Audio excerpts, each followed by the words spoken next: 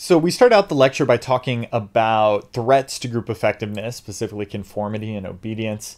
Now we're going to talk about ways that you can encourage everyone within a group discussion to participate, to join in, to offer their unique perspective, which is what they bring, the thing of value that a group has, is these diverse perspectives.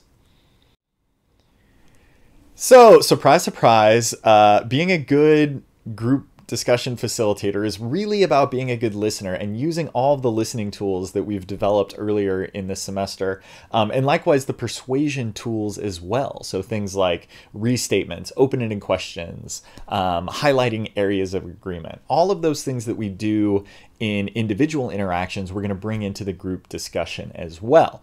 The issue is that it becomes exponentially more complicated when we try to apply these listening tools within a group setting. So if I am the red dot here and I'm having a conversation with another person, there's one interaction that I need to be aware of, my interaction with that other person. If I'm in a group discussion where I'm talking to two other people, now I have that first interaction that I need to be aware of. I also need to be aware of that second interaction between me and the second person. But now I also need to be aware of the interaction between those two people. I need to pay attention to how they interact with each other, how they feel about each other, how they think about each other. If I bring a fourth person into the group, where I'm talking to three people now, again, I have a direct interaction with this person that I need to be aware of, but now I also need to be aware of this person's interactions with both other people in the group, and so on and so forth. That this just gets exponentially more complicated, and you have to be aware of not just your direct interactions with the other person, but the interactions between people in the group too.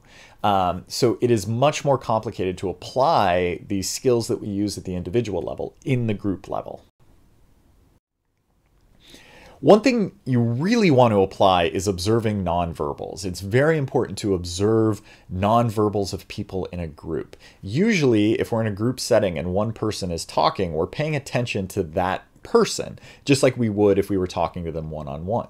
That's good. You do need to pay attention to that person. But the other thing you need to do is observe how everyone else is reacting to that person. Sometimes you'll be sitting in a meeting and you'll be thinking to yourself, oh man, is this person serious? That's crazy. That's a crazy idea. And you don't know if everyone in the group, like, is everyone else seeing how crazy this guy is? And you don't know if you want to speak up and challenge him because you're not sure how everyone else in the group feels. You don't have to wait for them to talk to understand their opinion. If you pay attention to how people react as that person is speaking, their nonverbal behavior, their body language, their facial expressions will communicate to you how they feel about that person's idea.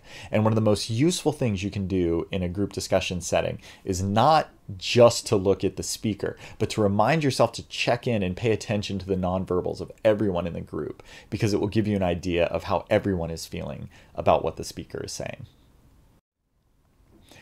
Along with that comes the importance of developing your own poker face. So if I'm in a meeting, and I don't do this all the time, but if we're talking about an especially controversial topic, then I will consciously click into just poker face Tommy, where I'll just sit there and I'm very aware of making sure that my facial expression does not communicate or hint at how I'm reacting to this topic, because I want to make sure that my opinions are fully formed before I express them. I want to be careful about how I communicate my thoughts and opinions. And so pay attention to other people's nonverbals and be sure to monitor your own so that you're communicating what you want to communicate.